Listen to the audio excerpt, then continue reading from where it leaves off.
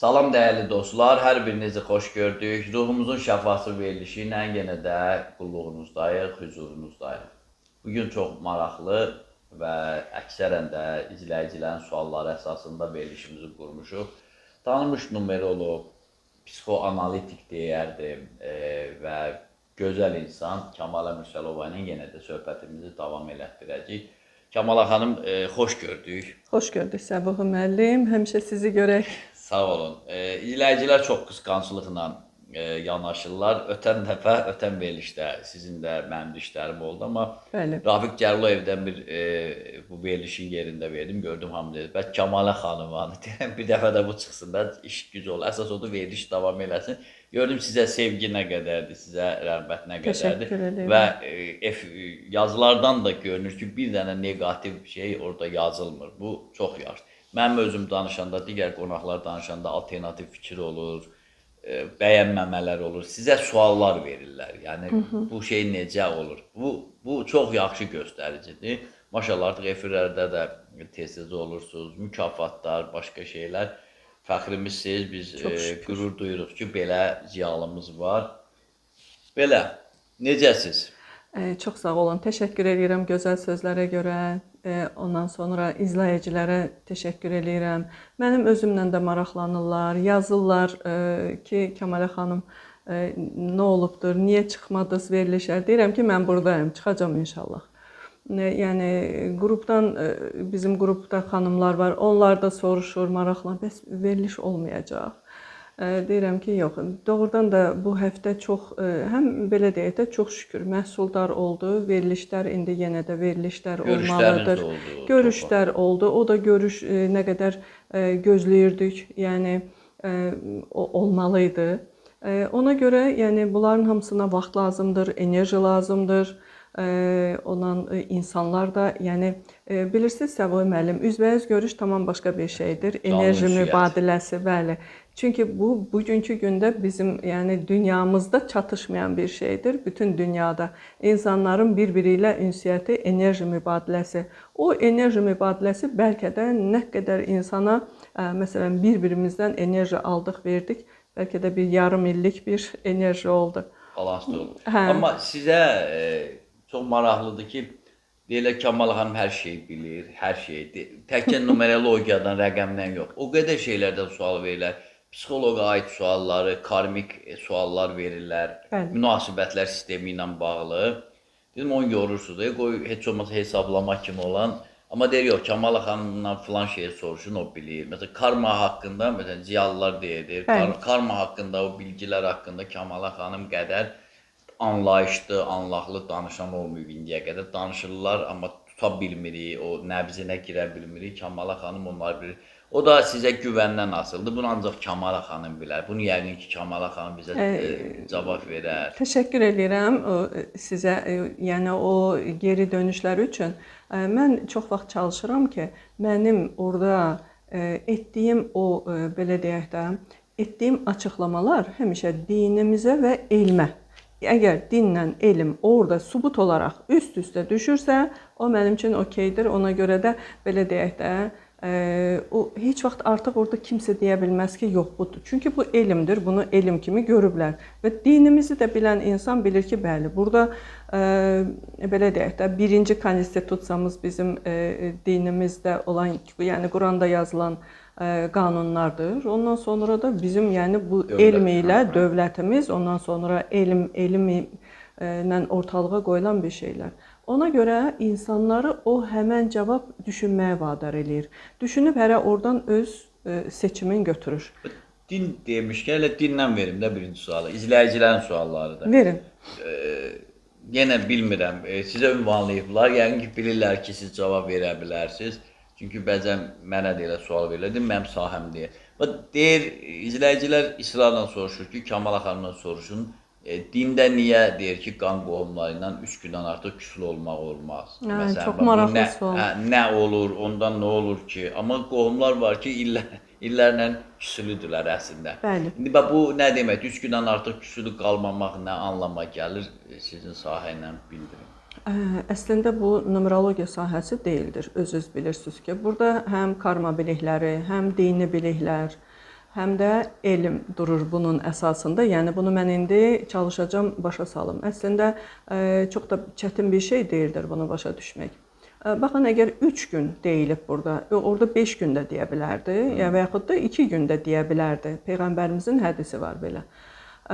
Deməli, elmi cəhətdən və karmik cəhətdən araşdırmalar onu göstərir ki, əgər bir insan tutaq ki, aqressiv bir vəziyyətdə 3 gün dalbadal qalarsa, məsələn, mən sizdən hirslənmişəm, Allah uzaq eləsin, dalaşmışıq, mən sizə qarşı kin içərimdə qaynayır, sizə qarşı bir aqressiya və bu deməli, bir gün olur, mən özümə gəlmirəm, heç cürə elə yatıram, dururam, deyirəm ki, buna baxay, filən şeylərdir, filən cürə dedi. Yəni, o 3 gündən keçdisə, artıq baxırsınız, bilirsiniz, bizi Allah, yəni elə-belədən yaratmayıb. Bizim içimizdə bir mexanizm var və o mexanizm işləyir. Bax, fikir versəniz, ona biraz araşdıran insan görər ki, insanın bədənində bütün əzalar işləyir. Qandan tutmuş, ürəkdən tutmuş, böyrəkdən tutmuş hər bir şey. Və bizim beynimizdə hormonlar, hamısı hüceyrələr hətta belə bir-biri üçün fırlanır və bir-birinə nəsə ötürür. Tamamlayır. Və bəli, bütün məlumatlar, bütün yəni o bədənin məlumatı, bizim duyğularımızın məlumatı, hər bir şey, yəni bizim bədənimizdə, əzalarımızda oturub, yazılıb və biz eyni halda, eyni duyğuda, eyni hissdə, yəni aqressiv olaraq, yaxşı olsa lap gözəl. Məsələn, yaxşı halda, hissdə, duyğuda sürəklə əgər biz qalarıqsa, onun bizə xeyrindən başqa heç bir şey yoxdur. O aqressiya olan yerdə isə dava, dalaş, qırğın, bir-birinə pis sözlər və yaxud da ki, bundan sonra oldu və sən orada qalmağa davam edirsən. 3 gündən sonra, 3-cü gündən keçəndən sonra artıq o həmən informasiya oturur hüceyrə. Hüceyrə səviyyəsinə oturur. Hüceyrə səviyyəsinə oturanda nə baş verir? O zaman başlayır insanın öz bədənində, içərisində özünü məhv etmə mexanizmi var. Həmən özünü məhv etmə mexanizmi işə düşür. Allah eləməsin ki, o işə düşsün. İşə düşdü, başlayır yavaş-yavaş sənin əksinə işləməyə. Bəs çox adam deyir ki, keçən dəfə biz danışmışdıq ki, mən demişdim ki, özünü sevməyən, özünü bağışlamayan insanlar, öz haqqına girən insanları Allah bağışlamır. Bundan qorxuya düşənlər olmuşdu və məndən nə qədər soruşanlar oldu ki, Kəmalə xanım, bəs biz neyniyək indi Allah bizi bağışlamayacaq? Deyirəm, Allah böyükdür, Allah mərhəmətlidir, əlbəttə ki, bağışlayacaq. Sən də heç olmasa 3 gün dalbadal Allahdan tövbə elə, bağışlanma istə. Tövbə qapısı ölənə qədər açıqdır. Bunu et, yəni ondan sonra sakitləşdilər. İndi də burada. Yəni bu həmən o vəziyyətdən sən insan hirslənə bilər. Biz insanıq, insan yanımızdır. Hirslənərəm, acıqlanaram, danışaram, amma yəni bir 15 dəqiqəyə, 1 saata özümə gələrəm, deyərəm Allahım mənə bağışla. Yəni bu mənim insan yanımdır. Mən burada hirsləndim, əsəbləşdim. Əslində hər kəs bilməlidir ki, əgər bir konflikt baş verirsə, onun 50%-nin səbəbi səndədir. Yəni indi bilmirəm daha orada 40%dirmi, 50-dirmi? Yəni sənlə də əlaqəlidir. Ona görə sən orada heç olmasa özünə gələndə deyib ki, Allahım məni bağışla, bu mənim insan yanımdır. Bu vəziyyəti düzəldən, bu vəziyyəti yaradan mənim içimdə nə varsa məni bağışla. Bu barədə mən bir dəfə demişəm verilişdə. İndi o bəzi məsələn görürsən ki, elə şeylər var ki, onları doğrudan da tez-tez təkrar etmək lazımdır ki, yəni ən çox da cavanlar yox, yaşlı nəsil, daha yaşını başına almış nəsil görürsən deyir ki, mən bağışlaya bilmirəm. Bax, buradan nə gəlir? Bax, həmən o sualdan sual, yəni bir başqa bir şey törədə. Mən deyir, bağışlaya bilmirəm. Düzdür, deyir, bağışlayıram arada, sonra yenə həmən o vəziyyətə düşürəm. Mənim yadıma düşəndə mən çilədən çıxıram, mən başlayıram, yəni şey oluram. Deyirəm ki, baxın, bu mexanizm öz yerində. Yəni, burada qan qohumlarına gedir söhbət. Amma bəlkə məni qonşu incidib, mən bağışlaya bilmirəm. O qan qohumları ilə olanı qoy bitirim, ondan sonra ondan danışacağam. Bəli, o mexanizm, yəni özünü məhv etmə mexanizminin işə düşməməsi üçün biz o 3 günə çatdırmalı deyilik. Amma bəzən görürsən ki, elə adam var ki, hətta 3 ay o vəziyyətdə olur. 3 ay yadına düşür, qarğışlayır kimisə, narazı olur. Ya, o adama heç nə olmur əslində. Baxırsan ki, Mən fikir vermişəm belə şeylərə. Kök soy güclü olanda, yəni daha çox, yəni insan gücsüz gəlib, o qədər də iradəli deyil, amma kök soy güclüdür. Onu hardasa qoruyur, o bir yerə qədər. Orada da 3 ay öz işini görür. 3 aydan sonra artıq onun qorunması gedir. Artıq orada mexanizm işə düşür. Allah o qədər mərhəmətlidir ki, o qədər gözəl bir sistemi var ki, bizim bədənimizdə o xəstəliklər yaranmamış, öncə bizim enerji sahəmiz var da, ruslar ona tonki mir deyir. O enerji sahəsində bizim, məsələn, tutaq ki, filan kəsə böyrəyindən xəstəlik veriləcək də, sistem artıq bu qərara gəlib ki, bu adam islah olunmur. Buna nəsə bir xəstəlik göndərək. O, həmən o xəstəlik əslində özü qazanır. Sistem durub, oturub onu düşünmür. O enerji sahəsinə, o, belə deyək də, güclü ekstrasenslər baxanda qabaqcadan bilirlər. Deyirlər, il yarımdan sonra bu adamda böyrək xəstəliyi ola bilər, olacaq. Yəni o zaman, yəni bizim enerji sahəmizdə həmən o insanın enerji sahəsinə baxanda müəyyən bir bölgədə qara nöqtə kimi onlar görünür. Və yəni demək istəyirəm ki, hələ bizə bir oradan il yarımda, bir ildə vaxt verilir. Enerji sahəsində olur. Sən onu dualarla, sən onu geri dönüşlərlə, sən onu müxtəlif, belə deyək də, araşdırmalarla və yaxud da ki, öz düşünməklə onları geri, yəni o mexanizmi saxlaya bilərsən. Amma baxırsan ki, 8 il öz qardaşı ilə küsülü olan xanım var. Məsələn, 6 il, 7 il, yox, anamla aram sərindir. Özə küsülü deyil, təkcə. Ardıcıl pislik, sanki o əsəbi çıxartmaq üçün ardıcıl o pislik eləyir. Onda kənardan baxanda adam dəhşətə gəlir. Bir var əlaqəni kəsə, indi başqa yerdə də öz dünyasına qapılıb. Bu yenə biraz azdır, amma dayanmadan ancaq əleyhinə danışır, ancaq belə intriqa, gözdən salmaq, sanki bir qisas almaq istəyir. Bu da getdikcə çox çətin olur. Əslində, bax, müharibələr də ondan başlayır. Fərdlərin bir-birinə kinindən başlayır. Bəs, Sabah müəllim, nəyə görə deyirik? Mən indi o biri şeyi danışacağım, o insanı bağışlaması məsələsi. Bax, Allah sevgidir. Sevgi də absolutdur. Yəni hamısı birlikdədir. O sevginin içərisində neqativ də var, pozitiv də var. Hər kəs, bütün dünya onun içərisindədir. Sən o absolutu başa düşəndə ki, bu absolutun içərisində mən yaşayıram və orada sevgi də var, nifrət də var, mənfi də var, müsbət də var. O zaman sən elə yaxşı bağışlayarsan ki, heç bağışlamasan da mən heç vaxt demirəm ki, bağışlayın. Çünki insanları dəyişim, dönüşümlə işləyəndə üstlərində, məsələn, elə adam var ki, baxıram ki, doğrudan da indi bağışlanası bir şey deyil. Deyirəm ki, heç bağışlama. Amma sən heç olmasa o 50% məsələsi var. Sənin də orada bir səbəbin var. Onu da qoy bir tərəfə. Üzvü tut Allaha, de ki, Allahım, mən bu olan hadisəni səndən gələn bir sınaq kimi qəbul edirəm. O zaman özündə rahat olacaqsan. Heç o bağışlamamaq məsələsi də ortalığa düşməyəcək. Hər yadıma düşəndə denən, Allahım, bu sənin sınağın idi. Mən bunu bildim, qəbul etdim. İnan ki, o qəbul etdim. O sidq ürəkdən qəbul etdim deyəndən sonra səni o bağışlamamaq incitməyəcək. Çox adam incinirdir ki, mən çox əziyyət çəkirəm. Mən üzr istəyirəm, o söhbətə qüvvət kimi deyim. Peyğəmbərimizin də yanına gəlirdilər, qan davası olanlar. Deyir, məsələn, mənim qardaşımı öldürüb, ya atamı öldürüb.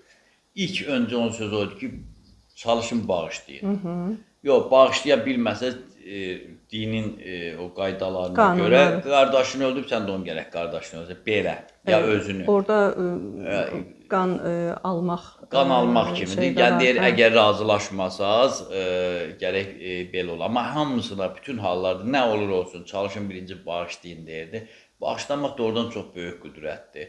İndi biz o gənc çılğın vaxtlarımızda gördün, bağışlamırdıq da, kin, küdurət bəsləyir, amma bağışlayan məqamda elə belə ağır bir yük götürülür. Hətta o, bəzi onun nifrət, o bağışlayandan sonra sevgiyə də çevrilə bilir. Mən bir şey deyirəm, sevgi ilə nifrətin sərhəddi yoxdur. Bir anda o da ola bilər, bu da ola bilər. Bir də insan passiv olmalı deyil. Məsələn, tutaq ki, kimsə sənin, bax, çox, belə deyək ki, hətta öz başıma gələn bir şey deyəcəm. Sənin pulunu mənimsəyib, sən borca düşmüsən. O adam gedib vecinə də deyil, amma sən çətinlik çəkmisən, o borcdan necə çıxmısan, nə eləmisən. Yəni, sən onu bağışlaya bilmirsən ki. Sən ona nə qədər deyirsən, yox mən bunu bağışlayıram, bu mənim nə qədər pulumu götürdü, ya və yaxud da ki, yəni şey, onu bağışlam. Çünki özdə borc elə bir şeydir ki, insanı alçaldır, aşağı salır. İndi bu sevgi dərdi çəkənlər, aşiq olanlar daha da yüksəlir. O mənəviyyatın yüksəlməsidir. Amma borc məsələsi, pul məsələsi insanı çökdürür. Yəni orada bağışlaya bilməyəndə başlayırsan nə edirsən? Deyirsən ki, öncə, yəni belə deyək də, Allaha tapşırırsan. Deyirsən ki, Allahım, bu durumu sən görürsən də, bəli, özündə də günah axtar. Birinci növbədə bax, mənim burada günahım nə idi? Əlbəttə ki, vardı. Mənim də günahım var idi. Niyə? Yox, tapmaqdan başqa. Niyə verdin? Niyə verdin? Verməsəydin, yəni sən o dərəcədəmi, yəni insanlara inanırsan, yəni düşünürsən ki, hə, bu adam bunu etməz. Amma hardasa artıq o yaşda, hardakı o yaşdakı mən düşmüşdüm. Yəni mən ona düşməli deyildim. Mənim də deməli oradan, yəni əslində bunların hamısının kökü karmaya gedir. O karma necəsə bəli, necəsə sənin canından çıxardacaq. Amma bax bugünkü gündə gənclər o qədər şanslıdır. Səbuhi müəllim, uşaqlar şanslıdır. Niyə? Bu numeroloji analiz var. Əgər biz kiməsə analiz ediriksə, onun önü açılır. Birincisi o karma ki ortalığa çıxır, bilinçaltı ortalığa çıxır. O zaman həmən o proseslər hardasa 50% dayanır. Qalanını da o özü bilir. Özü bilir, amandır. Məsələn, mən də bilsəydim hardasa 30 yaşındakı məndə puldan karma ola bilər. Bir insan ki, məsələn, puldan heç vaxt çətinliyə düşməyib, ya nədir, ağlın ucundan keçmir axı ki, məsələn, mən çətinliyə düşərəm, mən borca düşərəm, ya nə. Bu o qədər, ona görə deyirəm ki, bu analiz bugünkü gündə var və doğrudan da indi gənclər, uşaqlar şanslıdır. Nədən danışırdıq? Hə, o birinci özünüzü, insan o bağışlaya bilmədiyi yerlərdə özün fikir. Mənim burada nə qədər payım var? Mən bunu niyə elədim? Və etdimsə deməli mənim də payım var və oradan Allahım bu səndən gələn sınaqdır. Mən bunu indi başa düşürəm. Anlayıram ki, səndən gələn sınaqdır. Mən onu etməyə də bilərdim. Və o zaman biz bir də əsas ora gəlirəm. Tapşırdım Allaha. Allah onsuz da onun, yəni hər kəsin haqqını heç kimdə qoymur. Heç kimin haqqı heç kimdə qalmır. Bunu hər kəs bilsin. Mütləq o adamın canından çıxacaq. Əgər haqsız yerə sənə ziyan vurubsa. Burada bundan başqa işini gördün, tapşırdın Allaha, sən bunu başa düşdün, fərqində oldun, ondan sonra sən sakit oturmalı deyilsən. Sən fikirləşməlisən ki, mən niyə borca düşdüm? Deməli, buradan vardır Allahın mənə bir mesajı ki, mən pul qazana bilərəm, ondan da çox qazana bilərəm. Əgər mənə buradan ziyan vuran varsa, ziyan veriblərsə, deməli, bundan, əgər mən güvənərəmsə Allaha, bundan da gözəli mənə gələ bilər. Ondan da çox pul qazana bilərəm mən. Əgər sən onu bağışlamasaydın, bütün günü qarğışda, davada, qırğında, yəni əlbəttə ki, bağışlamaq 1 ilə olmur, 2 ilə olmur, yavaş-yavaş o vaxt aparır. Ondan sonra sən hərəkət eləməlisən. Nə olur olsun, hərəkət eləməlisən ki, o itirdiyini yerinə qoymaq üçün.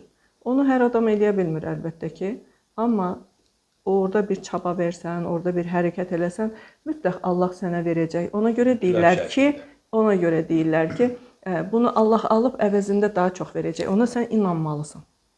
İnandınsa o gələcək sənə və hərəkətdə olmalısan. Bir də o bəxti gətirən adamlar da, bəxtəvər də deyirlər. O adamlardır ki, bax siz dediniz, adam həmişə pul gəlir və pulsuzluq barədə düşünmür. Mən belə adamlar görmüşəm, birdən olur da, qəfildən əlindən pul qutarır, deyir, Allah mən darda qoymur. O qədər arxayındır ki, bu qoymurdu oradan da, ayda mən, bircə kəlmə desəm, mən indi neyniyəcəm? Mən neyniyim sualı çox təhlükəlidir. Gərək neyniyim sualı, sən özdə səsli şəkildə verməyəsən özün, mütləq bir şey tapasan, deməli zəifliklərim var. Deyir, elə bil ki, dostudur da, atam dalımda durub, deyir, Allah mən darda qoymuram.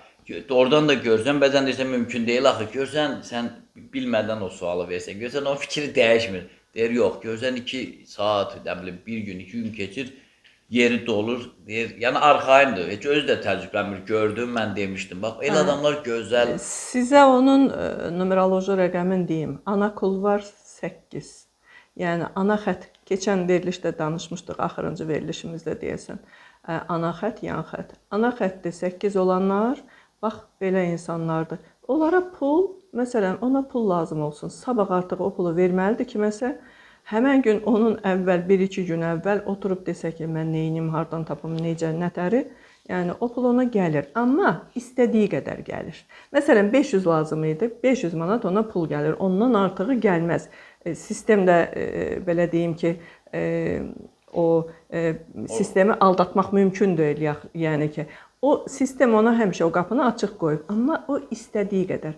Amma bu adamlar, bax bizdə numerologiyada belədir, öz pul para kanalını açarsa, o adama həmişə pul gələr, həmişə. Amma sən məsələn, düzdür, çox adam var deyir ki, mən belə insanlar eşitmişəm və mən həmişə onu şeydə görürəm, 8-lərdə, ana xətt 8. Bu insanlar öz pul, bax hətta ən imkanlı yoldaşı var, xanımdır, işləməlidir. Hərəkət eləməlidir, mütləq 8-ə görə. Və yaxud da ki, kimdirsə, atası imkanlıdır, hətta bu xanımdır, deyir ki, əşi yox, mən ya da işləməyən lazım deyil, evdə otur. Onlar işləməyəndə, onların sağlığına çox böyük ziyan gəlir. Belə. Yəni, demək istəyirəm ki, o da, o daparı da vremeni deyirləri, yəni bir vaxta qədərdir. Amma o vaxtdan sonra artıq gəlməyəcək. O baxır 8-10 harda yerləşib, ondan sonra hansı döngüdədir. Bəli, əslində ən çox cavan vaxtı, məsələn 36-40 yaşına qədər desin ki, ay bu pulum yoxdur, mən oradan tapım, bu pulum mənə sabah filan kəsə 1000 manat verməliyəm. O pul ona gələcək hardansa. Çətinlik də olsa gəlir. Ötən verilişdən sonra nə qədər adam mənə zəng vurdu. Dedim nömrəsi var da soruşun. Yəqin ki, bezdirdilər sizi. Ana xətt, yan xətti hesablaya bilmirəm. Niyə? Dedilər ki, dedim axı orada açıq aydın yazılıb. Əzizləyicilər, maraqlı gedir. İndi ikinci aşamaya keçəcəyik, ikinci mərhələyə keçəcəyik. Siz də bəyənin, paylaşın, suallarınız varsa buyurun yazın. Nömrəsi də Kəmala xanım ekranda gedir. İstədiyiniz vaxt zəng vura bilərsiniz. Bayaq bir ifadə işlətdi, ola bilər o mahiyyət tuta bilməyəsiniz. Absolut təxminən mütləq həqiqət deməkdir. Yəni ali həqiqət, yəni gerçəklik belə. Bütöv, onun bütöv götürülüşü, yəni o Allahın həqiqətinin bütövlüyü. Yəni biz orada artıq yaxşı tərəf, pis tərəf və yaxud da negativ, pozitiv götürmürük. Bunu hamısını absolut götürmə, yəni ki, Allah sevgisinin nə olduğu, yəni Allah güya negativləri sevmirmi? Sevir. Hər kəsin yaratdığı hər bir kəsi sevir. Sadəcə o negativ, çünki biz burada mənfi dünyada yaşadığımıza görə, belə planet deyildiyinə görə 2-dir. Onlardan Allah qatında o mənfi, bizim mənfi gördüyümüz mənfi deyil. Bu kölgəyə necə Allah nifrət edə bilər, qaranlığa, çünki onu da özü yaradır. Yəni bizdə biraz yanaşma var. Onların görəvi var da, onun görəvi, məsələn, mən əgər negativəmsə, mənim görəvim səni tərbiyə eləməkdir. Qasırğanın görəvi nəsə dağıtmaqdır da. Hərəsin bir vəzifəsi var. Ona görə bu dünya tamamilə absolutla, belə deyəcəm, absolutdan, müsbətdən ibarət olmadığı üçün o zaman deməli biz o bütün o mənfidir, müsbətdir, hamısı, yəni bizim bu dünya belə deyək də həm illüziya dünyasıdır, həm mənfi dünyadır. Yəni bura biz sınağa gəlirik. Amma bu o demək deyil ki, hər şey mənfidən, müsbətdən. Çünki burada seçim var. Sənin seçimin artıq yuxarıda eləyirsən, gəlirsən sən o seçimi və bunun da ən maraqlı yeri orada. İstəsəz karmadan da yenə danışarıq. Danışarıq, çox, bax o son indi dediyi cümlələrə dəfələrlə qulaq asın. Dünyanın anlayışı baxımından məncə ən gözəl fəlsəfi izah oldu. Bəli, həm dini cəhətdən. Bunu daima beyninizdə tutun. Çox adamlarda siz bəsirətini açırsınız. Deyir, mən indiyə qədər başlayırlar yenidən. Məsələn, ilk verilişlər görürəm hər həftə 300-400 baxış artır. Deməli, o qədər maraqlıdır ki, keçmiş verilişlərə də baxırlar. Deyir, mən niyə indiyə qədər bunu fikirləşməmişəm? Kəmala xanım dedi, mən bildim ki, bu niyə belədir. Ondan sonra mən dəyişəcəm. Düzdür, bəziləri görürəm elə tam hələ dəyişə bilmir, amma yavaş-yavaş ən azı... Bax, o dəyişə bilməyən biraz yaşlı nəsildir. Mən fikir vermişəm. Adətən 40 yaşdan yuxarıdır. Ay sağ ol, bu şey. Çünki bizdə ən azından Sovet hakimiyyəti vaxtı yaşayan insanlar, yəni ən azından onu görən, onun ana ata, o vaxtda yaşayan ana atanın tərbiyə elədiyi uşaqların çoxusu. Yəni əgər biz hər yerdə pozitiv axtarırıqsa, bu özü ən böyük yanlışdır da. Ən böyük yanlış odur. Bax, insan onu başa düşəndə ki, bəli, absolut budur. İçərisində mənfi də var, müsbət də var. O həqiqət, Allahın həqiqəti budur burada. Sən başqa bir, bəlkə buradan çıxıb başqa bir planetə gedə bilməzsən ki, hər şey müsbət olsun. Yəni vardır belə, nə bilim, Hər şey adicə nə bayaq qədərsə dediniz. aləmlər var, o Bayaq qədər. dediniz, borc pis şeydir. Bəli. Borc prosesinin özündə mən bəzi yoldaşlar, dostlar var da, borc prosesinin özündə nə qədər yeni dostlar tapıb özünə. Həmin vaxt adamın qayğıya, köməyə ehtiyacı olur. Həmin o prosesdə o banka gedir, bu banka gedir. O görsən kimsə o bank işçisi, bank müdürü bundan mehriban danışanda artıq sevgi yaran, dostluq, artıq borcunu da verib hər şey olub, bir bank müdürü qazanıb bu adam o prosesdə. Çünki bəlkə adi vaxtlarda insan hərəkətə keçməz. Bundan başqa Səbuh müəllim, insanın həmin o dönəmində onun yanındakı dostları, tanışları, hətta qohumları və ən yaxın qohumları ələkdən keçir. Ələkdən keçir. Deməli mənfi deyil də bu. Bəli. Deməli orada dərs var idi. Dərs. Mən ondan sonra artıq pulun qədrini bilməyə başladım. Pul nə deməkdir? Xəsislikdən getmir ha söhbət. Yəni pulu, yəni kimə etibar eləyim, kimə eləməyim. Etibar, bəli, o etibardan başqa da pulu məsəl üçün sistemə qoymaq, planlaşdırmaq, yəni belə bir çox şeylər var ki, insan anlayır. Bir də ən çox ətrafındakılar ələkdən keçir. Ətrafında və səni o anda yarğılayan, səni qınayan insanlar sənin gözünün qabağında 3 ildən, 5 ildən sonra borca düşür. Təbii ki. Ümumiyyətlə 3 şey əsasən deyir, o siz demiş, ələkdən keçirir.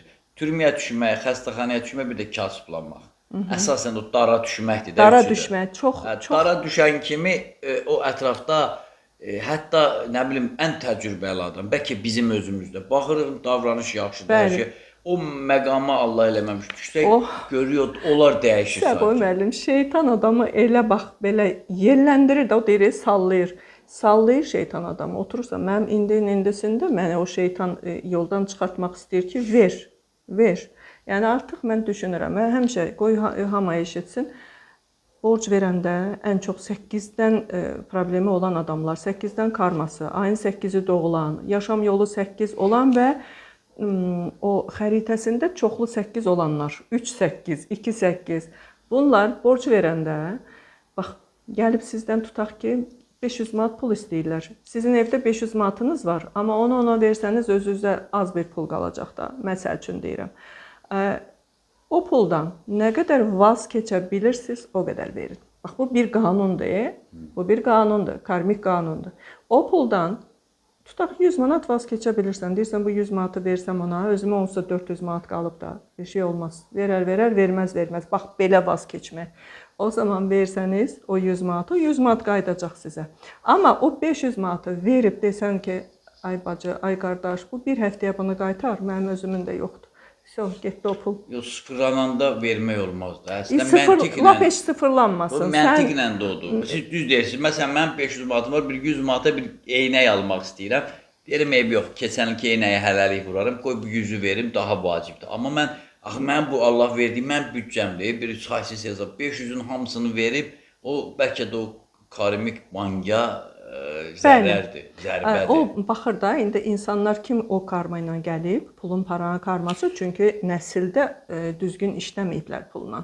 Amma sən də gəlib onların düzgün işləmədiyini davam etdirirsənsə, o zaman oradan çuxura düşürsən, özdə nənə babalarından betər çuxura. Yəni, hətta məsəl üçün, mənim gözümün qabağımda mənim atam-anam borca düşməmişdilər. Çox da normal, yəni sistemlə yaşayan insanlar idi. Maaş alırdılar, yəni heç vaxt da borca düşməmişdilər. Amma mən düşdüm. Deməli, o kökdə, soyda var idi. Bəlkə də mənim rahat yaşamağım, pul paradan rahat yaşamağım ki, məsələn, anam, atam mənə onu təmin eləmişdilər. O da biraz, yəni o karmanı gücləndirib də ki, əşi verəcək də puldur, verirəm, məsəl üçün. Tutaq ki, belə şeylər də var. O arxayınçılıq da var, biraz o diqqət. Nədən danışırdıq? Yox, elə təminə yekunlaşdı. Mən öz fərdi sual da verə bilərəm. Hamına sual verirsiniz, bir dəfə də mən verim. Biz evdə 7 uşaq olmuşuq. Atam, anam bizə bir şeyi öyrədirdi ki, heç vaxt gələcəkdə də borc verməyin. Özləri, məsələn, atam əmimdən borc alırdı, anam dayımdan gedirdi. Biz indi bu günə qədər özümüzdən də asılı deyil. Məsələn, bir qardaşımız ev alır, tutaq ki 1000 manat da versək, 5000 də versək, borc kimi vermirik. Ola bilər 5000 borc vermirik, 1000 elə-belə veririk. O yaxşı şeydirmi? Məsələn, qardaşlar arasında bizdə borc deyilən şey yoxdur. Yaxşıdır, əlbəttə ki. Yəni O soyu kökü gücləndirir. yəni orada o gün sənə bu qədər pul vermişdim, onu qaytar. Mən görürəm ki, qardaşlar arasında 20 manata görə qırğın olur. Gəlir Allah evə eləməz. deyir ki, o gün 12 manat almışdı. 12 manat nə istəyirsən istədi, Allah fəhlədir. 12 manata görəsən axı münasibət dərəcəsində deyil, o səni stresə salmayıb. Bir dəfə yeməyin puludur da. Bu şeylər. Bir də o karmadan da çox soruşurlar Kəmala xanım ki, biraz da karmanın nə bilim rəngindən, çakralarda, daha doğrusu çakraların rəngindən karma nədir? Bax bunlardan istəyərdim belə danışasınız. Əslində çakralardan başlasaq, neçə dəqiqəmiz var? Hələ Nə qədər desəz? Yarım saatdır, yarım saatdan biraz çox. 1 saatda danışa bilərik. çatdırarıq çakradan başlasaq, çakraların rəngidir, sonra onların simvollarıdır. Var belə şeylər, bəli, hər bir çakranın özünün rəngi var. Simvolu da var. Mən analiz elədiyim insanlara verirəm bunu, deyirəm.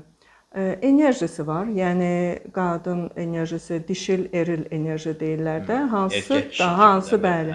İndi erkək dişi deyəndə bizdə bir tər çıxır, amma eril dişil deyəndə yaxşı səslənir. Türklər də yaxşı, bayan. Bay deyir, bayan deyir. Bəli, o çakraların yəni enerjisi də var. Sonra planetləri də var bizdə. Mən onları da verirəm ki, heç olmasa, yəni təəssüratları olsun insanların. Ən çox da simvolunu özünə kimsə məsələn qadınlar klon kimi taxa bilər, ya qoluna bir saatına nəsə bir şeylər taxa bilər.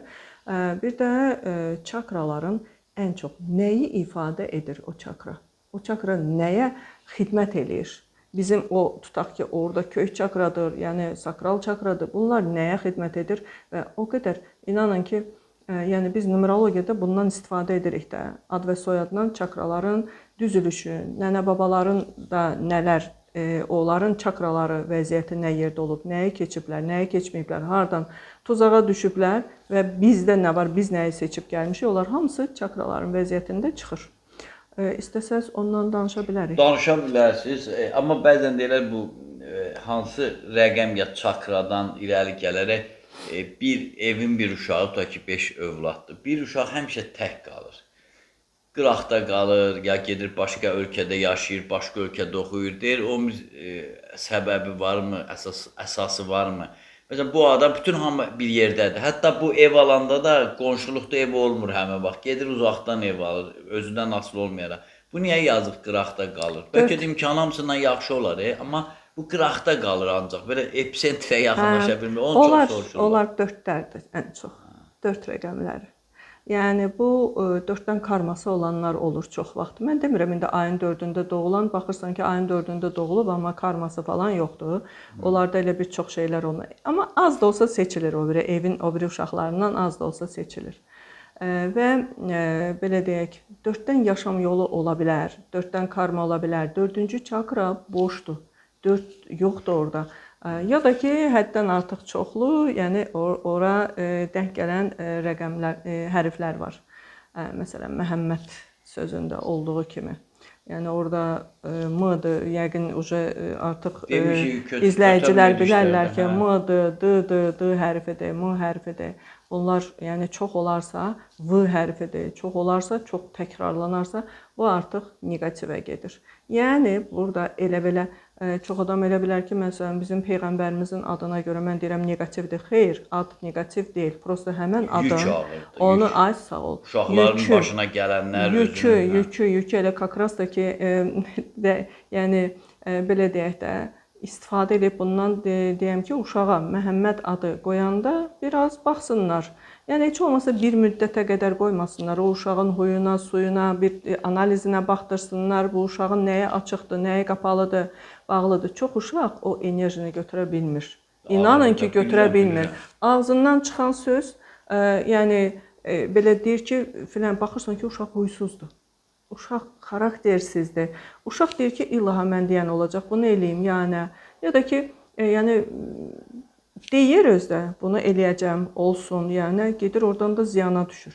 Çünki Məhəmməd adının enerjisi ona, yəni sirkələyir də onu. bir dəfə yıxar, bir dəfə nəsə olar, bir dəfə nəsə. Onu anlamaq lazımdır. Onun valideyni onu anlamalıdır ki, mənim övladım bu yolla gedə bilirmi? Məsələn, mən buna bax, o adam hər şeyin içərisində olmalıdır. Mən üzr Hər istəyirəm, şey. üzr istəyirəm.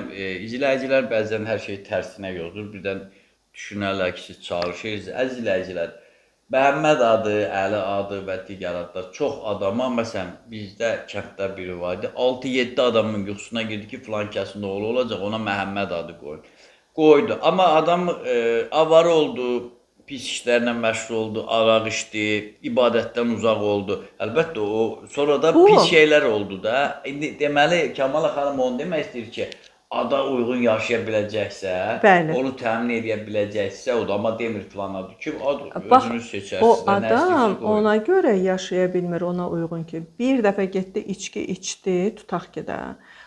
Onu, yəni ya heç olmasa onun çevrəsi, anası, atası ayıq olmalılar. Mən Məhəmməd adı qoymuşam. Bu ad müqəddəs addır.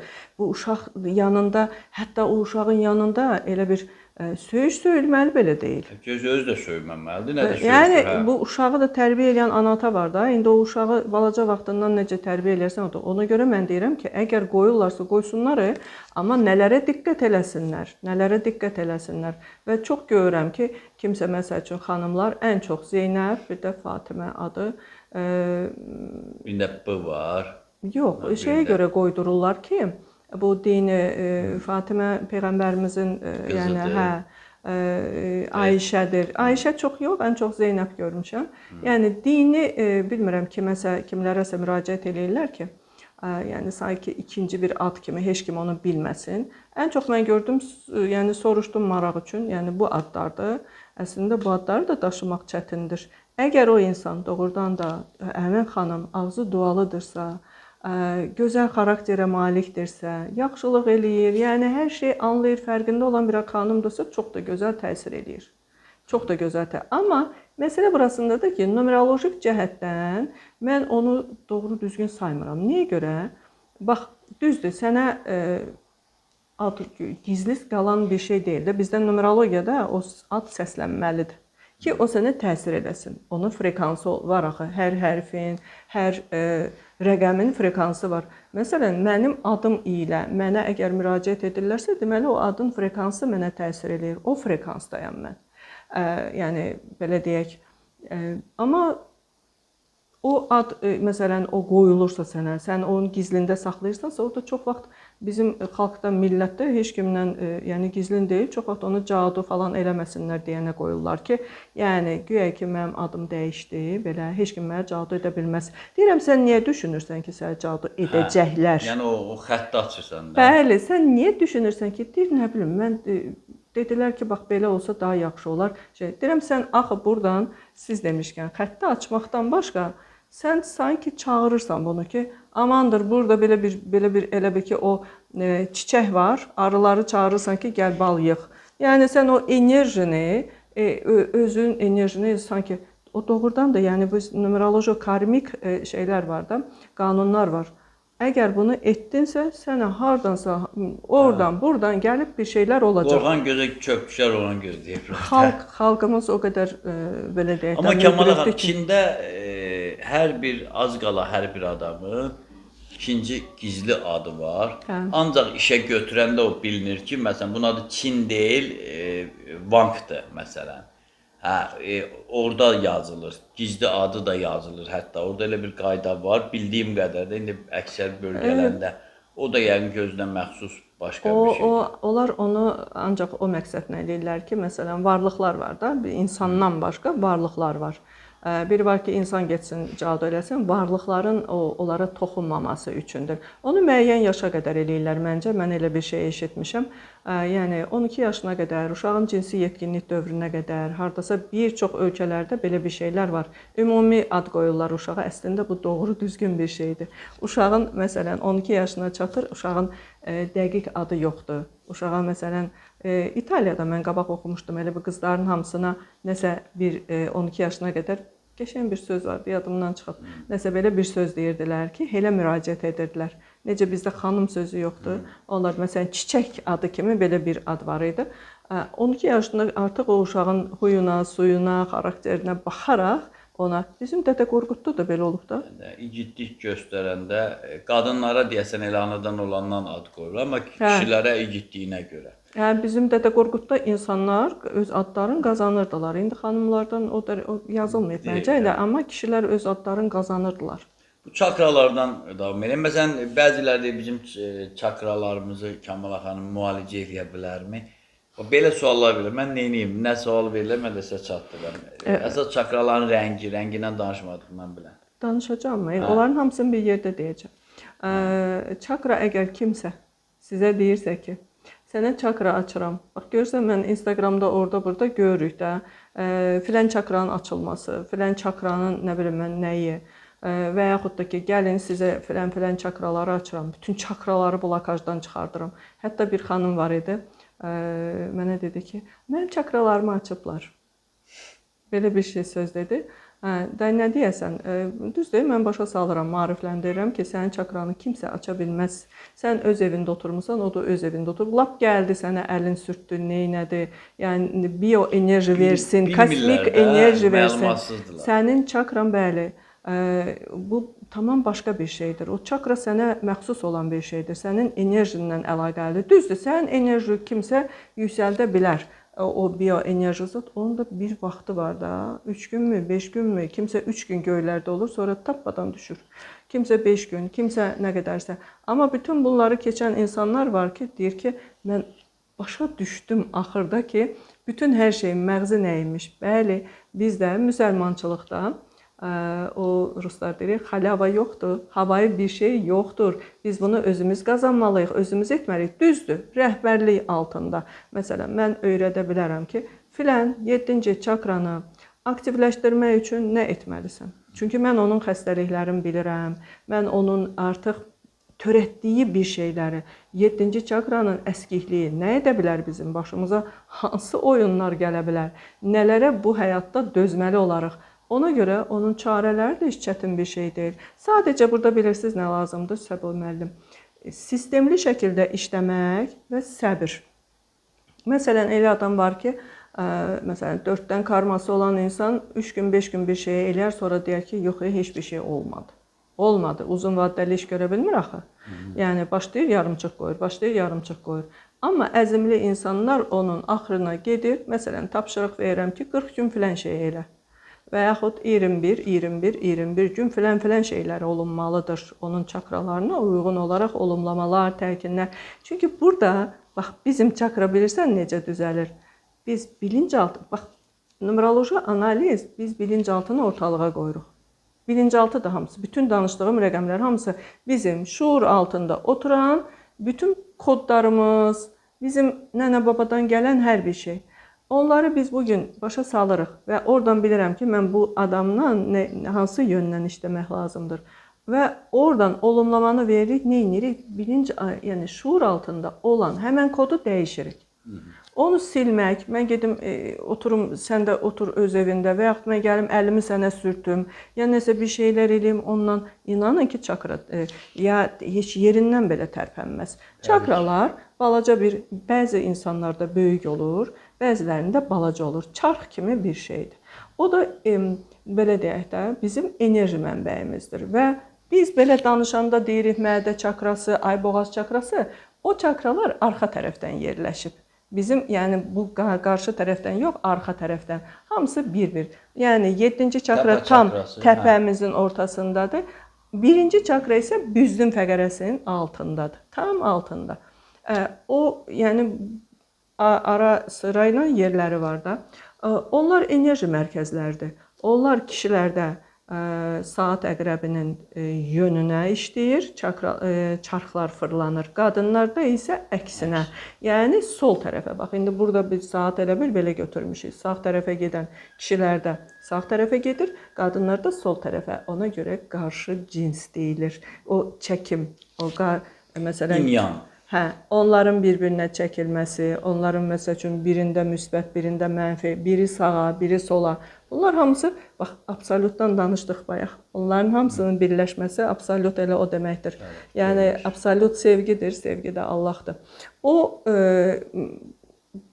yəni çakralar budur. Bunu insan əgər öz şuur altını dəyişə bilərsə, istər meditasiyalarla, olumlamalarla, təlkinlərlə, bilinc altında 5 yaşındakı uşaq, o özü bilinc altı sevmir ha. 5 gün işdə, bir gün buraxdınsa artıq bitdi. Sən yenidən başlamalısan işinə. Çünki o sürəkli istəyir orada olan kodu sanki səni qoruyur, onu yerinə yetirməyə.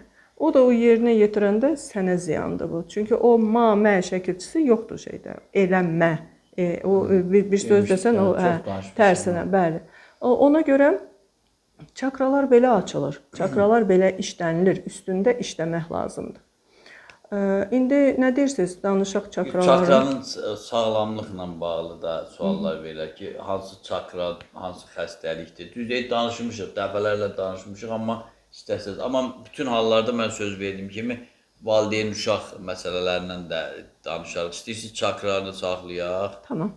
Hə, keçək o uşaqlara. Məsələn, ilk öncə belə bir söz var ki, valideyn, məsələn, qız atanı daha çox sevir. Bunun bir elmi əsası ya numeroloji əsası varmı? Numeroloji deyəndə ki, biz numerologiyada onu o dəqiqə görürük. Biz məsələn birinci çakra ilə əlaqəli olur. Birinci çakrada əgər problem varsa, birdən karma varsa, mütləq mən soruşuram. Yəni bilirəm ki, artıq var. Çox az olur ki, çox az 1 ya 2 nəfər mən həyatımda görmüşəm ki, deyib ki, Kəmalə xanım əksinə ata ilə çox böyük bir ilahi bir sevgi. Yəni elə bil ki, Allah kimi ona əstəğfurullah çox istəmişəm. Atamı mən Allah bilmişəm. O da doğru düzgün bir şey deyil də. O da balans deyil. Ona görə amma demək olar ki, 95% atadan sevgisizlik, ya atadan otorite, hökmranlıq, ata ilə yaxşı olmayan bir münasibət. Yəni bu kök çakrada özünü göstərir əlbəttə ki. Bir də 6-cı ayda doğulanların çoxusu elə bil ki, onlar artıq yuxarıdan gələndə orada hamısı yerbəyer olunur ki, bu elə bir ailəyə gələcək, doğulacaq ki, orada atadan bir şey görəcək. Yəni bir qadağa, bir hökmranlıq ya anasına etdiyi zülüm, atanın anaya etdiyi zülüm 6-cı ayda doğulan qız uşağına deyir ki, düzdür, atam bizə alıb, gətirib onu bunu, amma anama etdiklərini mən unuda bilmirəm və o həmən qızın şuur altında kişilərə qarşı aqressiya yaranıb. Artıq bu %100. %100 bu adamın şuur altında kişilərə qarşı aqressiya. Sabah birisi gün nə olacaq? O ailə həyatı qura bilməyəcək. Ailə həyatı kimisə sevəndə problem olacaq. Bilinçaltı qoymayacaq onu. Bilinçaltı tetikləyəcək. Sonra bu təkcə 6-cı ayda doğulan xanımlarda deyil, 6, yəni 6-dan bilinçaltı qorxusu olanlarda da olur. Bunu da biz hesablamışdıq bir verilişimizin birində hansındasa. Yəni doğum günü ilə doğum ayını toplayanda əgər 6 edirsə, o xanımlar ailə həyatı qurmaqda həmişə çətinlik çəkirlər. Ya da ki, oradan nəsə bir şeylər, bir çətinliklər görürlər. Sevərlər, sevdikləri yolunda bir türlü birləşə bilməzlər. Ailə həyatı qurmağa onlarda bilinçaltı bilirsən nə deyir? Deyir ki, ailə həyatı qurma. Ailədə sən ədalətsizliyə uğrayacaqsan. Sözün eşidilməyəcək, sevilməyəcəksən. Lazım deyil, ailə həyatı qurmaq lazım deyil. Yəni, həmən insan da, xanım da deyir ki, bir türlü mən ailəmi qura bilmirəm. Buna kömək edirsiniz də, təbii ki, bu numerologiyalı elə ondan ötürü. Səbuhi müəllim, fərqində olan kimi bu adamın yolları açılır. Bax, mən elə bir ki, sizə deyirəm ki, sənin bilinçaltında 6 var, sən buradan, deməli, o evlənə bilməmək qorxusu var, sənin kodun var, belə bir kod var, oturub bilinçaltında. Artıq bu insanda aydınlanma və fərqindəlik başlayır. Düşmən xəbərdar olur da sanki. Sağ ol. Düşmən çıxır ortalığa, biz onu ifşa eləyirik. Ondan sonra əlbəttə ki, tövsiyələrimi də verirəm. Orada qadının mükəmməlliyətçiliyi olur, təkcə bu olmur. 6 varsa orada, yəni 6 yaşam yolu, yəni qadın mükəmməl istəyir hər şey, sevgini mükəmməl istəyir. Artıq oradan da tövsiyəni edəndə qadın deyir, aha, bu imiş. Yəni o mükəmməlliyətçilik olur. Deyir ki, bu qadın məsələn, çoxsunu mən gördüm belə.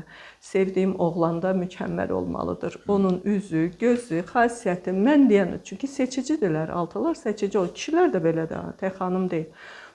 Uşaqlarım belə bir gözəl hər şey. Mənim ümumiyyətlə ailəmin həyatı gül bağçası, cənnət olmalıdır. Yəni belə onu da başa salırsan ki, sən əgər o düşüncədə xeyri yoxdur. Əgər o düşüncədən çıxım. Ən çox da yenə deyirəm, bunlar ailədə atanı, anaya zülm eləyən görmüş qızlardır. Və onlar deyir ki, ha vaxtsa cinsi yetkinlik dövründə axı adam başlayır bir çox şeyləri başa düşməyə. Heç vaxt mən belə atam kimi oğlana ərə getməyəcəm. Heç vaxt mən anam kimi əzilməyəcəm.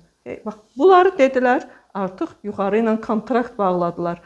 Kontrakt bağlayanda da şuur altına da yazılır axı bütün bunlar hamısı. Sonra onun altından tövbə edərək çıxmaq olur. O çətindir. Sizə geri dönüşlər olurmu? Məsələn, uşaqlarla bağlı. Mən həmişə deyirəm ki, bu Kəmala xanımın işi, vəzifəsi, götürdüyü missiya daha çox uşaqlara lazımdır. Bizim gələcəyimiz də olar. Və ölkədə bir aura var ki, gənclərin intiharı stoplanıb. Qazilərin intiharı stoplanıb. Burada mən əminəm ki, sizin kimi insanların da bir dalğa gəldi. İndi artıq ümumiyyətlə bu ərəfələr insanların həm astroloji, həm numeroloji, həm kosmik, biraz o şeylərdən, intihardan ümumiyyətlə insanlıq uzaqlaşır. Mən Azərbaycan coğrafiyasını deyirəm. Mən əminəm ki, ən azı sizin verdiyiniz bu dalğalar hər dəfə nə qədər adamlar baxır, paylaşır. Əminəm ki, bunun da bir rolu var, nə xoş bizə.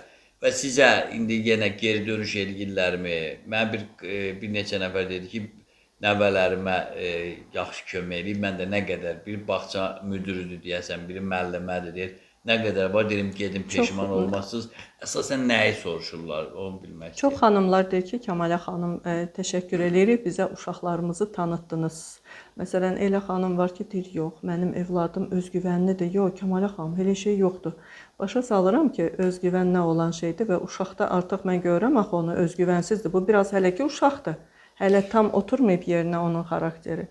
Deyirəm ki, böyüyəndən sonra filan şeylər görəcəksən sən bunda. Yəni, edəcək bir şeyə, əgər o istədiyi nəticə olmasa, o ondan günlərlə depresiya düşə bilər.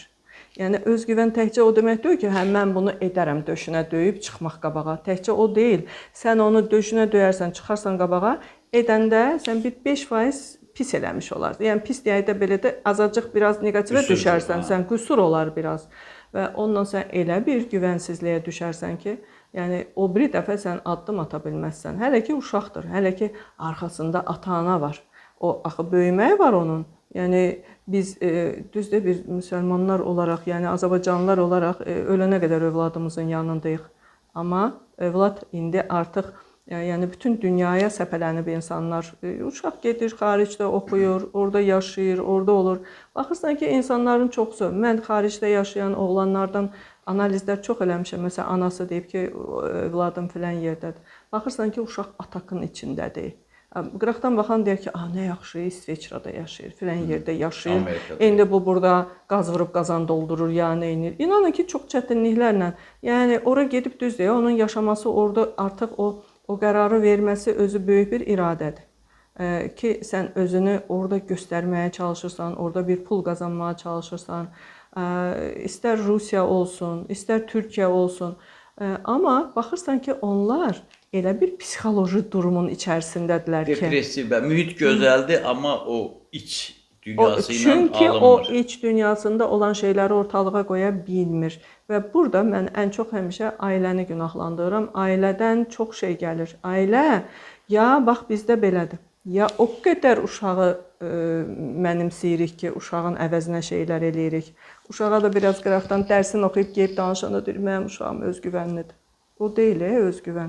Yəni, o uşağın bir tapşırıq verib arxasına baxmaq lazımdır ki, bu uşaq onu sakitcə, heç kimdən asılı olmadan özü onu nə dərəcədə yerinə yetirir, onu necə eləyir.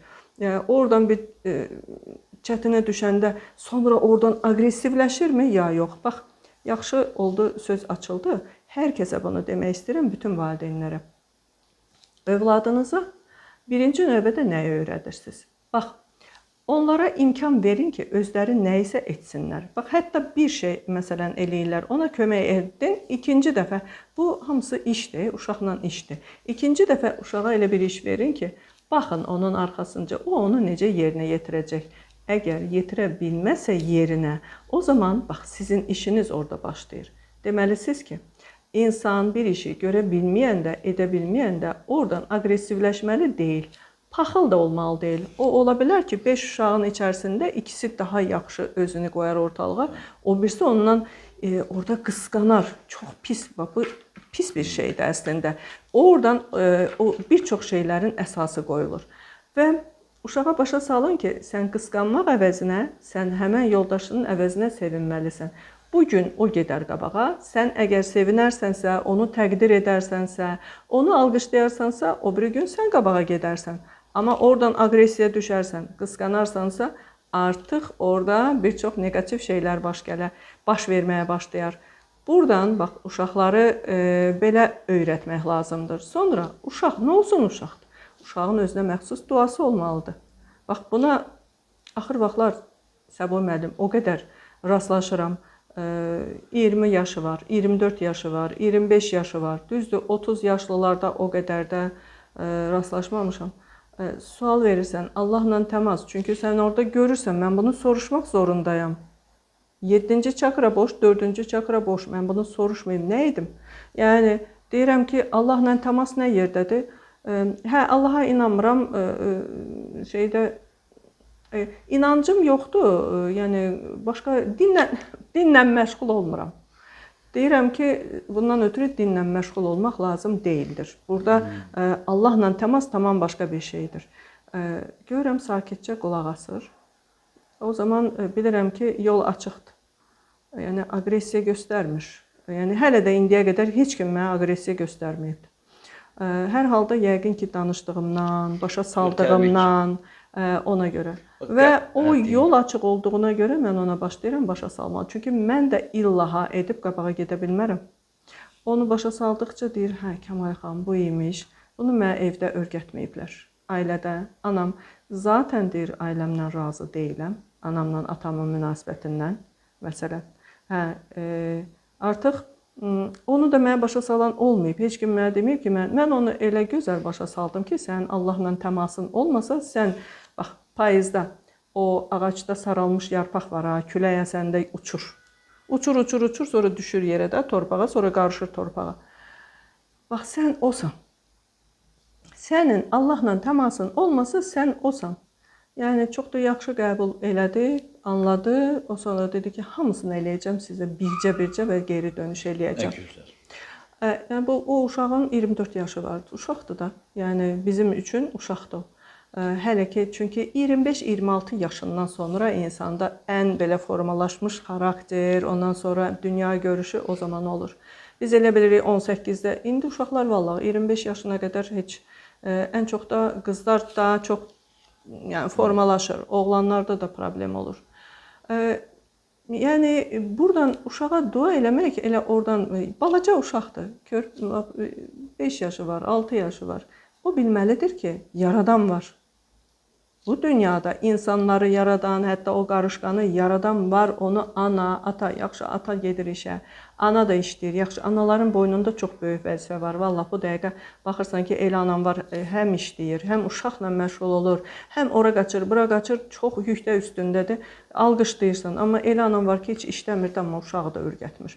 Uşaqları öyrətmək istəyirsinizsə, sabahsı gün siz normal uşaqlarınız böyüyəndən sonra həyatınız biraz rahat olsun, uşaqdan bir gözəl, bir pozitiv şeylər görüb, rahat bir həyat yaşayasınız, o zaman balaca vaxtda onlara, belə deyək də, vaxtınızı ayırın, onlara bir, o deyirləri, sərmayə qoydum. O sərmayəni pulla yox, o mənəviyyatı öyrətməklə, bax, maddi dünya ilə, nədir maddi dünya? Yaratmaq, heç olmasa Allahın nələri yaratdığı, hətta 1-ci sinif kitabında var ki, məsələn, insanı göstərirlər, bir də tikilmiş bina. Binanı insan tikib, insanı isə Allah yaradıb, qarışqanı Allah yaradıb. Yəni, bu şeylər uşaqlar bilməlidir. Yavaş-yavaş böyüdükcə ona daha artıq bir şeylər verib və uşağın Bax, ən gözəl duası budur ki, Allahım, mənə səbir ver, boynuma düşən işləri görməyə, atama, anama da can sağlığı. O bir söz var, insanlar onu anlamır. Bir gün gərək ayrı bir verişdə açam. Deyir, gözü dolusu görəsən, o gözü dolusu anlam. Bax, sizin dediyiniz o uşaqlar dediyiniz kimi yetişsə gözü dolusu görərlər. Bir də bəzi izləyicilər var, sual kimi vermirəm. Məsələn, dedilər ki, mən də həmişə Kamala xanımı tanıyana qədər dedim, babamdan, nənəmdən mənə nə?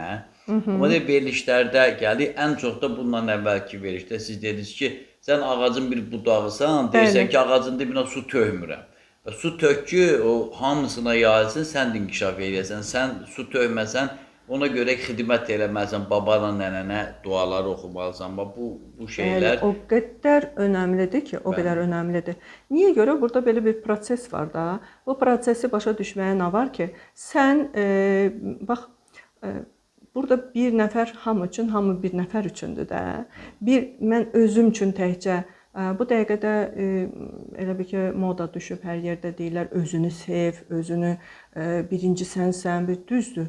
Sən birinci öz maddiyyatını düzəltməlisən. Biz bu birinci kök çakra maddə aləmdir. Yəni, insanlarla münasibət, ondan sonra fikir verməlisən də. Yəni, özün insan, adam özü elə, ondan sonra başqalarına bax ki, kim adamdır, ya adam deyil. Yəni, bax, belə kobud desək, kobud şəkildə desək, belə çıxır. Amma insanlar elə, deyirəm ki, çoxsunu başa salıram. Deyirəm, bu o deyil, bu o deyil.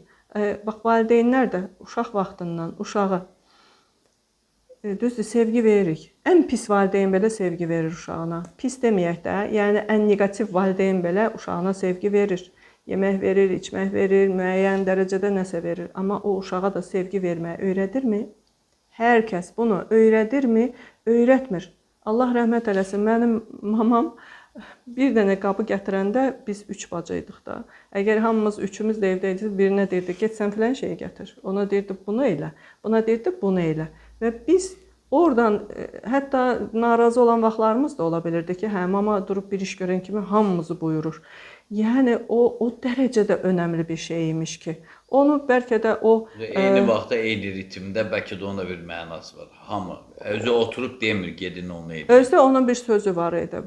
Hərə hər tərəfdən filan işi görəndə deyirdi, hərə hər tərəfdən. Yəni, hər kəs o işə artıq cəlb olunurdu və buradan o nə öyrədirdi? Sevgi verməyi. Bax, qadının gördüyü bütün iş, mürəbbə belə bişirməsi sevgi verməkdir ailəsinə. Qadının qab yuması, nə bilim mən, nəyi, bu sevgi verməkdir. Ailəyə verirsən sevgini, övladına verirsən. Sən bugün o övladı öyrətməsən sevgi verməyə, yəni onu bir damcı da olsa əziyyətə salıb, onu gətir, bunu elə. Yəni, hətta bu barədə o qədər hekayələr var ki, aşağı siniflərdə. Onu valideyn anlayıb uşağına öyrədərsə, o uşaq böyüyəndə də sevgi verəcək. Onu uşağa göstərmək lazımdır. Göstərmək. Belə, çox sağ olun Kamala xanım. Bir saat maraqlı söhbət oldu. Necə keçdiyini də bilmədim. Çox maraqlı. O suallar da qaldı çoxlu. Gələn dəfə danışarıq. Deməli, bir daha hamının adına sizə təşəkkürümü bildirirəm. Mənə çoxlu yazırlar. Tanış olmaq istəyənlər var, görüşmək istəyənlər var, qonaqlıq vermək istəyənlər var. Deyir, yığışaq, hamı bir yerdə söhbət eləyək.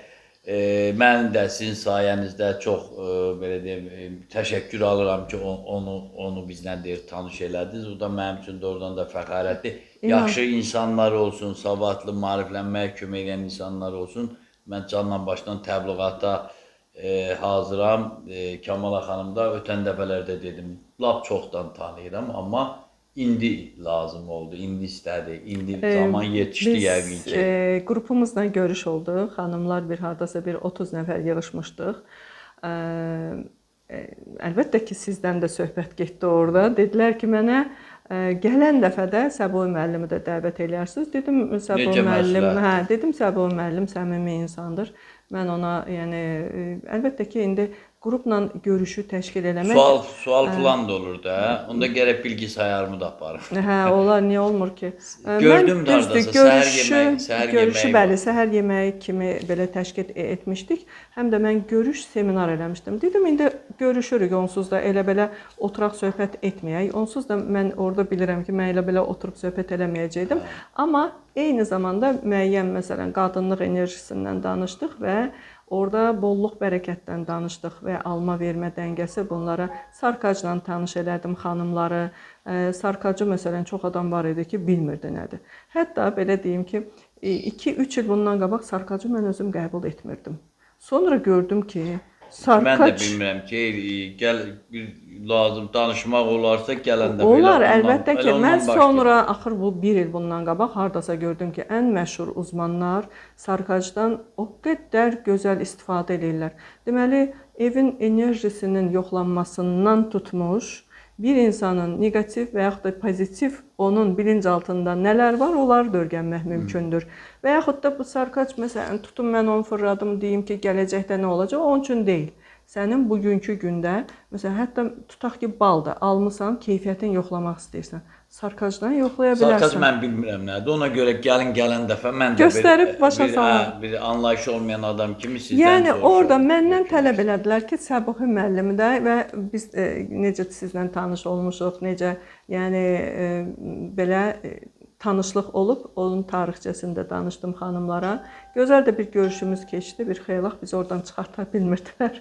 Gəldilər ki, çıxın bura. Bir daha təşəkkür edirəm əziz izləyicilər. Əslində həyat yaşamaq o qədər çətin deyil. Sadəcə yolu düz seçmək lazımdır. Düz seçməyin də xırdalığına qədər hər verilişdə Kəmala xanım canla başla onu sizlərə çatdırır, fikirlərini deyir, yolunu, yöndəmini göstərir. Ona görə də siz də baxın, məncə bu verilişi paylaşmaqdır. Mən hər verilişdə deyirəm. Bu verilişi paylaşmağınızla, statusunuza qoymaqla da böyük savab qazana bilərsiniz. Düzdür. Ona görə də nə deyim, suallarınızı yönəldin, gələn həftə mütləq görüşəcəyik inşallah.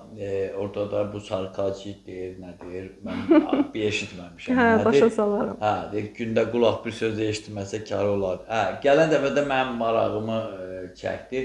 Gələn dəfə ondan başlayaq, yenə də sizin ona qədər yönləndirdiyiniz suallara da cavab taparıq. Sağ olun, salamat qalın, elə yaşayın ki, ruhunuz həmişə şəfalı olsun. Sağ olun, salamat qalın.